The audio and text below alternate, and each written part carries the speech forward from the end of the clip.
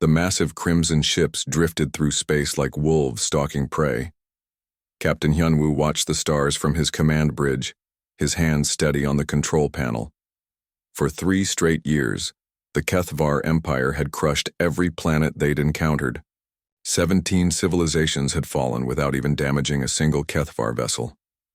Ji-hee glanced up from her communications console, her fingers dancing across the holographic displays.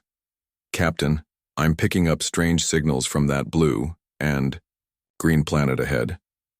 She paused, tilting her head as crackling sounds filled the bridge. "They're broadcasting music and something called news reports. These humans don't even know we're coming." The bridge crew exchanged amused glances.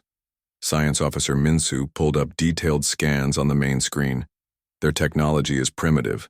They're still using chemical rockets and nuclear weapons. This should take minutes, not hours. Hyunwoo studied the peaceful-looking planet rotating slowly before them. Earth looked vulnerable, covered in swirling white clouds and deep blue oceans. No planetary defense grids, no battle stations, no warning signals. Just a sleeping world completely unaware that death approached from the stars. "What do the other species say about this system?" Yejin asked, checking her weapons array. Minsu frowned, scrolling through their database. "That's the odd part. Every refugee ship we've encountered warns us to avoid Earth, but none explain why. They just get this terrified look and change the subject." Hyunwoo laughed coldly, probably still traumatized from their own defeats. These humans broadcast children's shows and cooking programs. What could they possibly do against molecular disintegrators? The HFY had perfected the art of molecular warfare. Their weapons didn't just destroy. They unraveled matter at the atomic level, reducing entire cities to empty space in seconds. No shield, no armor, no bunker had ever withstood their assault. Today would be no different. "Signal the fleet," Hyunwoo commanded. "Begin standard intimidation protocol. Target their largest settlements and government centers. We'll give them one chance to surrender before we demonstrate our power." Dalho activated the long-range scanners. "Captain, I'm detecting unusual energy readings from the planet's surface. Their power signatures don't match any known technology." "Irrelevant," Hyunwoo waved dismissively. "Whether they power their cities with solar cells or lightning rods, it won't matter when we're done." The Crimson Fleet moved into perfect formation, their sleek ships catching the light from Earth's sun.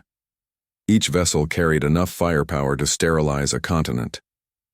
The crews had done this dance 17 times before, and the result was always the same.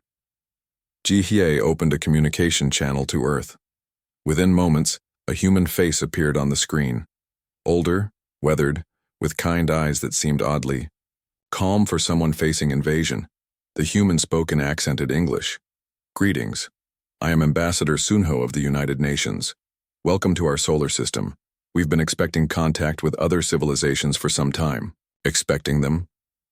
Yejin raised an eyebrow. Most species either panicked or immediately offered surrender. These humans seemed to be treating this like a diplomatic meeting.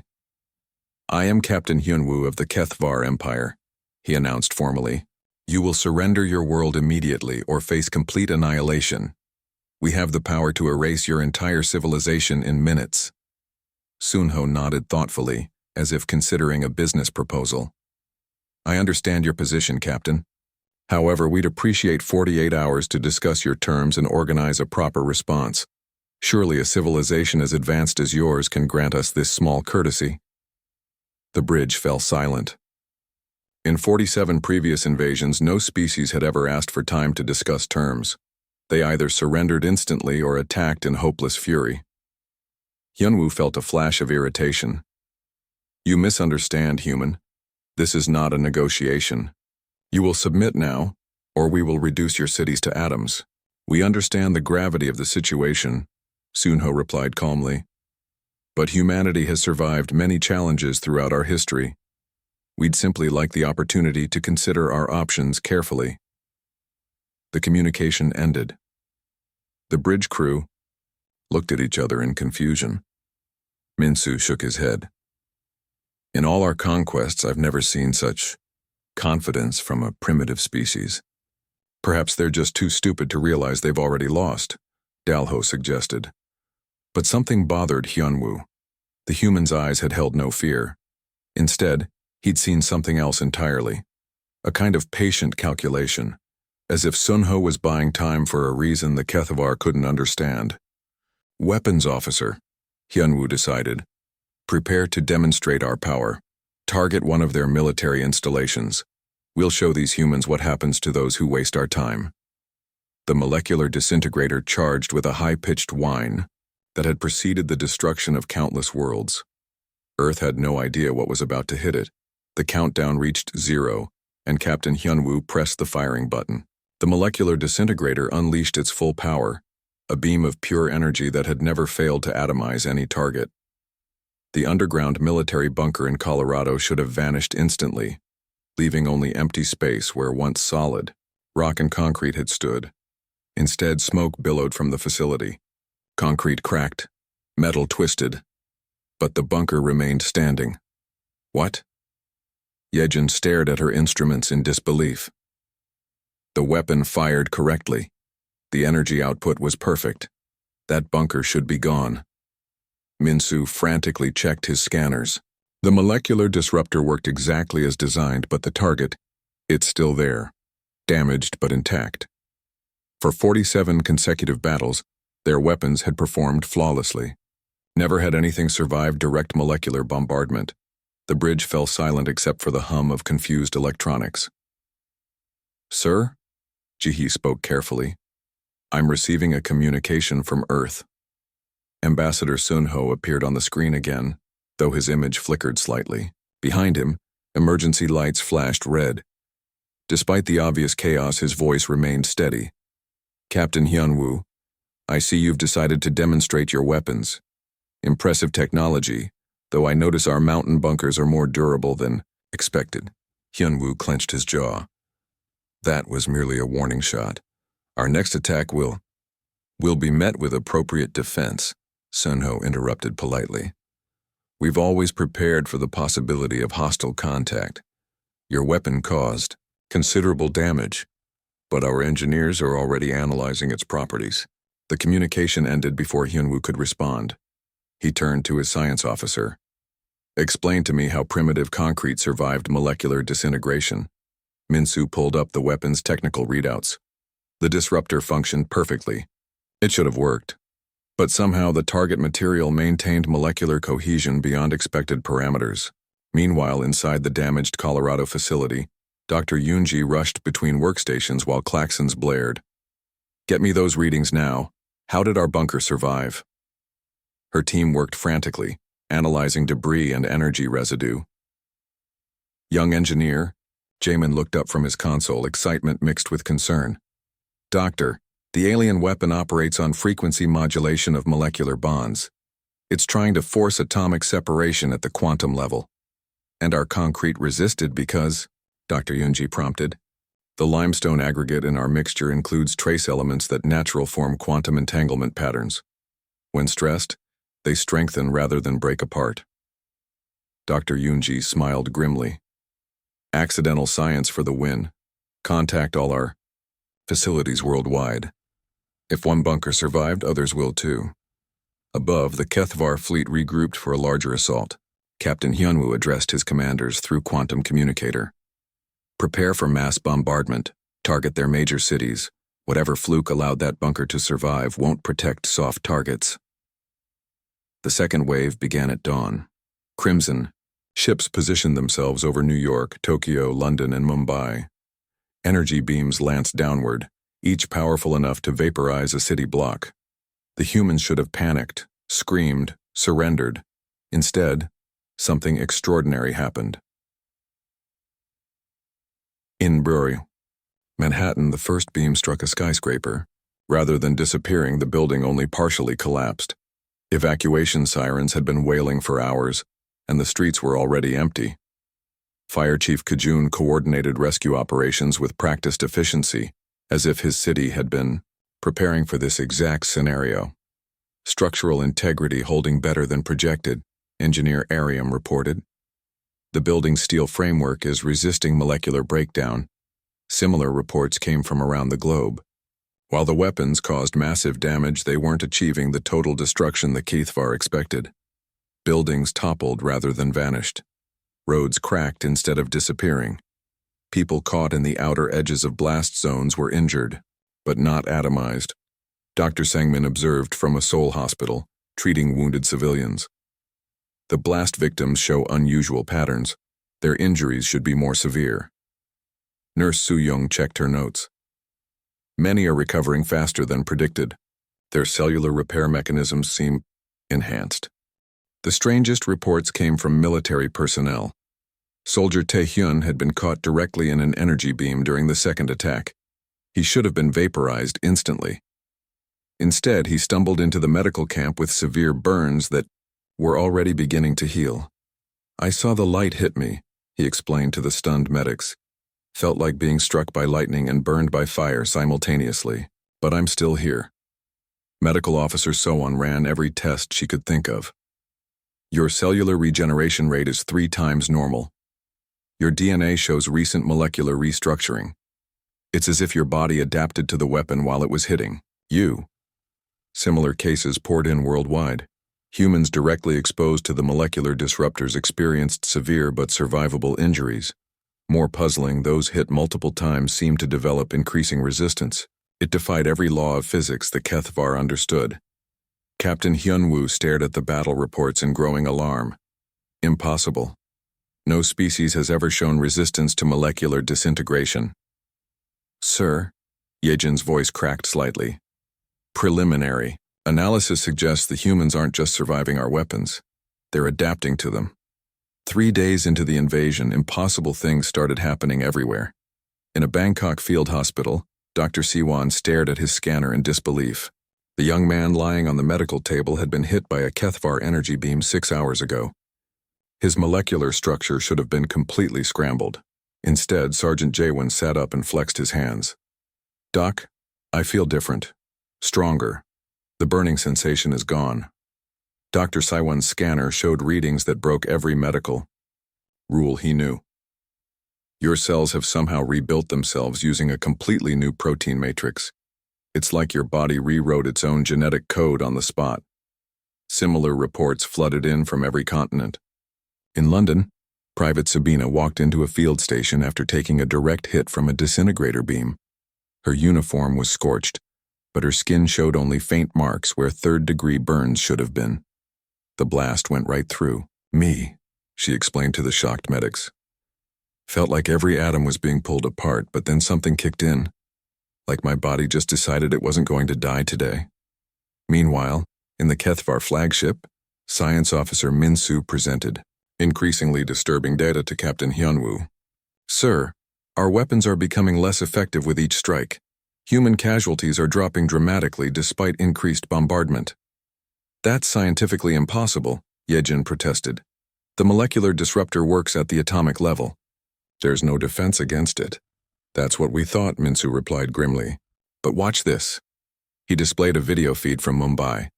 A building took a direct hit from their most powerful weapon. Instead of vanishing, it only partially collapsed, leaving large sections intact.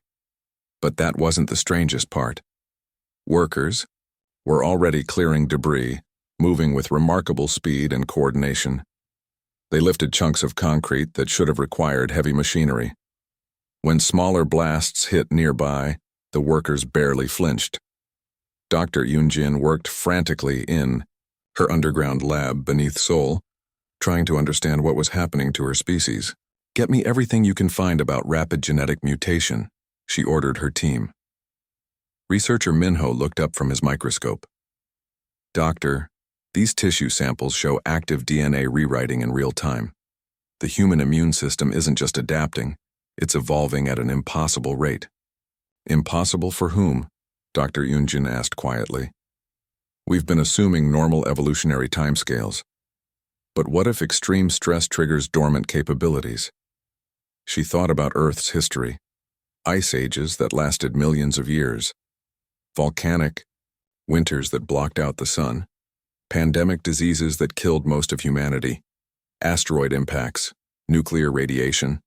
For billions of years, Earth had thrown everything possible at life. And somehow life had always found a way. On the battlefield, something even stranger was happening. Squad leader Sunwoo noticed it first during a skirmish with HFY ground forces. His soldiers weren't just surviving energy weapons, they were thinking faster, moving quicker, coordinating better than ever before. "Sniper at 2 o'clock, he shouted.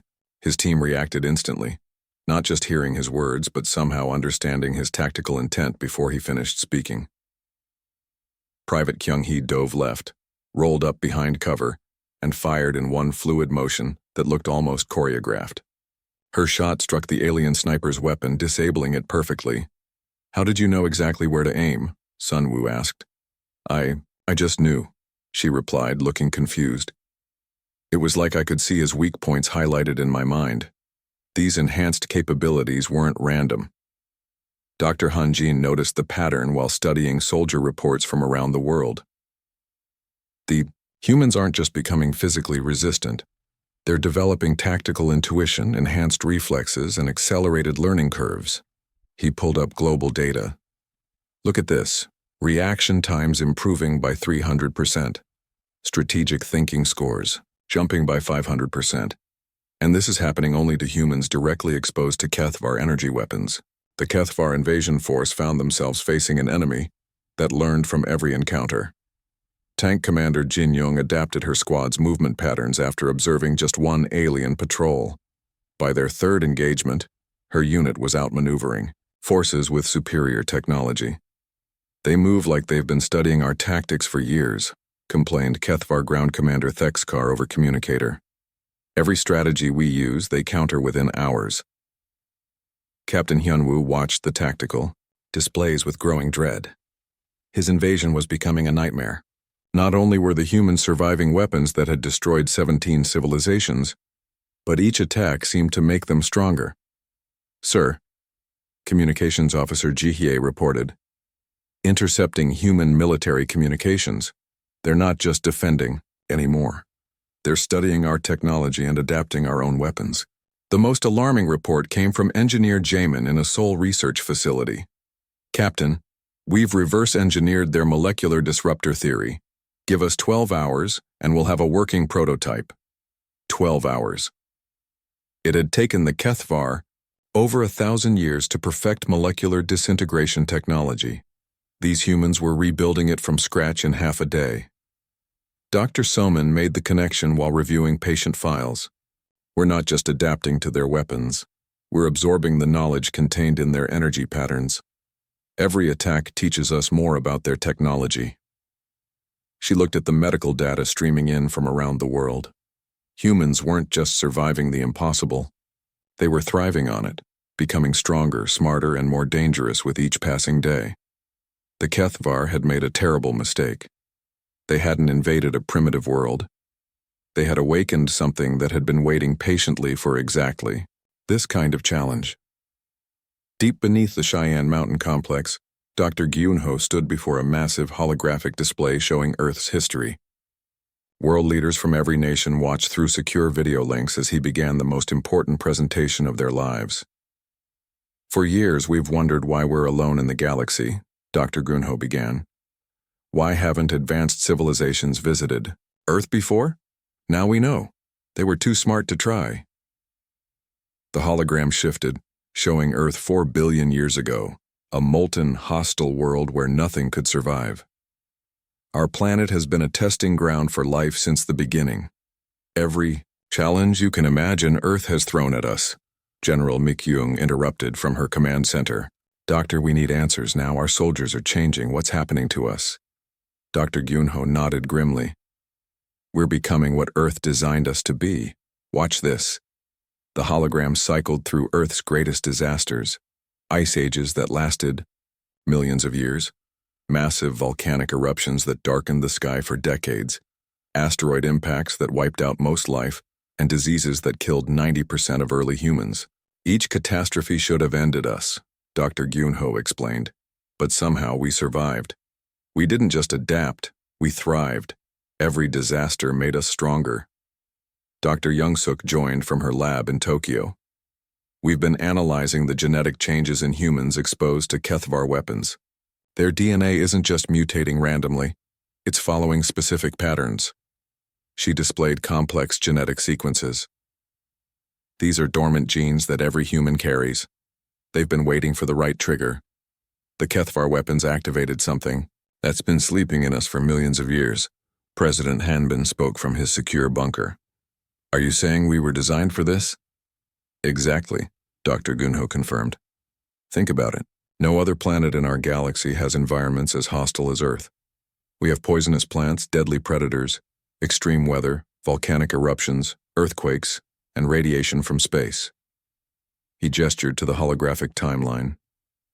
Humans survived. The Ice Age, when temperatures dropped 40 degrees below normal. We endured the Black Death that killed 1/3 of Europe. We lived through nuclear bombs, chemical warfare, and pandemics. Dr. Minseo added from her research station in Cairo. Every generation faced something that should have killed us all. But we always found a way to survive. Each challenge strengthened us.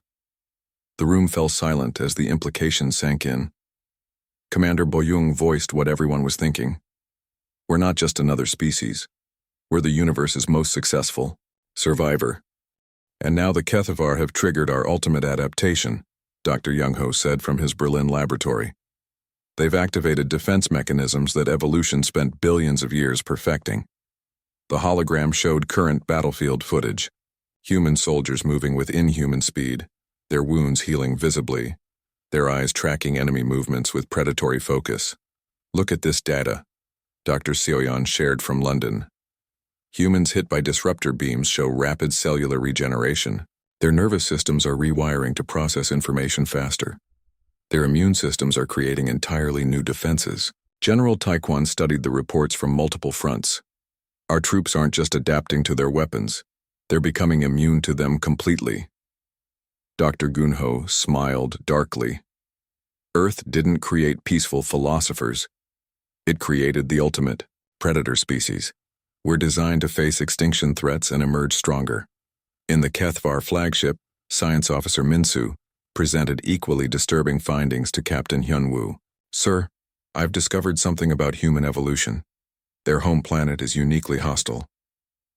The alien displayed their analysis of Earth's history. No other world in our database has subjected its inhabitants to such constant, severe challenges. 99% of species that evolved in similar conditions went extinct. But humans didn't, Captain Hyunwoo said slowly. No, sir. They conquered their planet instead. Every disaster, every predator, every disease, they survived it all. They're not just another intelligent species. They're evolution's masterpiece. Weapons. Officer Dalho looked pale. You mean they were already adapted for warfare before we arrived? Worse, Minsu replied. Our attack has activated dormant evolutionary responses. We're forcing them to become something even more dangerous than they already were. Back on Earth, Dr. Jung-soo observed the changes in human behavior. We're not just physically adapting. Our thinking is changing too. Pattern recognition improved by 400%. Strategic planning abilities quintupled. Combat instincts that took millions of years to develop are activating overnight. Medic Subin reported from a field hospital. The wounded aren't just healing faster. They're healing better. Soldiers who survive energy weapon hits come back stronger than before. The truth became clear to everyone. Earth wasn't just humanity's home. It was their forge, their training ground, their finishing school. Every catastrophe throughout history had been a test, and humanity had passed every single one. The HFY hadn't invaded a primitive world. They had awakened a species that was already perfectly designed to face exactly this kind of threat. Human evolution had been preparing for this moment for billions of years. They were about to learn why every other galactic civilization had quietly steered clear of the small blue planet in the outer spiral arm. Earth didn't produce victims. It created survivors. 1 week after the first attack, Engineer Jamin held up a device that looked remarkably similar to a HFY molecular disruptor. His hands shook slightly, not from fear, but from exhaustion after 6 days of non-stop work. We've done it, he announced to the packed laboratory. Complete reverse engineering of their primary weapon system. Dr. Young-ho examined the device carefully. How is this possible? Their technology is thousands of years ahead of ours. That's what they thought. Jamin replied with a tired grin. But humans learn differently. We don't just copy technology. We understand it, improve it, adapt it. General Seungmin watched the demonstration through a secure video link. Show me what it can do. Jamin aimed the modified weapon at a steel target. The beam fired, and, instead of the red energy the Kethvar used, a blue-white pulse emerged. The steel didn't just disintegrate, it vanished completely, leaving not even atomic residue. How? Dr. Young-ho whispered. We improved their design, Jamin explained. Humans have been building tools for millions of years. We instinctively understand how to make things better, stronger, more efficient. Across the globe, similar scenes played out. In Mumbai, a team led by Dr. Arjun had created armor that not only resisted Kethvar weapons, but absorbed their energy and redirected it. In São Paulo, engineers developed shields that turned the aliens' own molecular disruptors against them. The tide of war changed dramatically. Human forces that had been desperately defending suddenly went on the offensive. Soldiers who had been running from impossible odds now advanced with confidence, carrying weapons that made their enemies' technology look crude. Captain Wu Jin led the first counterattack against a Kethvar ground position. His squad moved with supernatural coordination, each member seeming to anticipate the other's actions perfectly. Target the disruptor array, he commanded. Before he finished speaking, Sniper Minji had already taken her shot.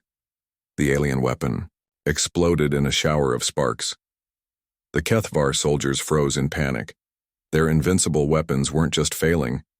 They were being turned against them by primitives who shouldn't have understood even basic energy theory. In the flagship, Captain Hyunwoo received reports that grew more desperate by the hour. Sir, the humans have somehow created improved versions of our weapons. Our forces are being routed on every front.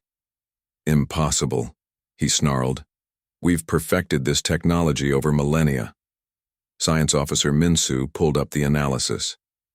Sir, they're not just copying our weapons. They're making them better. Their version of our molecular disruptor is 30% more efficient and twice as powerful. The truth struck like a physical blow. The humans weren't just adapting to Kethvar technology. They were surpassing it, rewriting the fundamental principles and improving upon designs that had taken the Kethvar centuries to perfect. Dr. Soyeon coordinated the global defense from her command center in Seoul. All units initiate Darwin Protocol. Time to show them what Earth's children can really do. Around the world, humans who had been hiding and defending stepped forward with expressions of grim determination. They carried weapons that looked alien, yet familiar, armor that gleamed with impossible strength, and in their eyes burned the light of a species that had never truly known defeat. The Kethvar fleet tried to retreat, but found their escape routes blocked. Human spacecraft, built, tested, and deployed in just 6 days, surrounded them with technology that seemed impossible. Sir, Communications Officer Ji-hee reported, her voice trembling. They're broadcasting a message to the entire galaxy. President Hyun-soo's voice echoed across space, calm and steady despite the chaos around him. To all intelligent species receiving this transmission, this is Earth. We did not ask for this war, but we will finish it. The Kethvar chose to attack humanity, believing us weak and primitive. They have learned otherwise. The message continued as Kethvar ships fell one by one. We are the children of a world that tried to kill us for 4 billion years. Every disaster, every catastrophe, every extinction event only made us stronger. We are not the victims in this galaxy's story. We are its greatest predators, and we've been waiting patiently for someone to give us a reason to prove it. Captain Hyunwoo's ship was among the last to fall. As human vessels closed in, he sent one final transmission to any Kethvar forces that might escape. Do not return to this system, he broadcast desperately. Tell the Kethvar High Command, tell the entire galaxy. Humanity was never our prey, we were theirs. They let us leave not as victors, but as messengers. Earth is not to be conquered. Earth is to be avoided. In the aftermath, as the last Kethvar ships fled with their warning, Dr. Gunho addressed the gathering of world leaders. "This wasn't really a war," he said quietly. "It was a test. Earth's final examination for its children. And we passed." General Mikyung nodded grimly.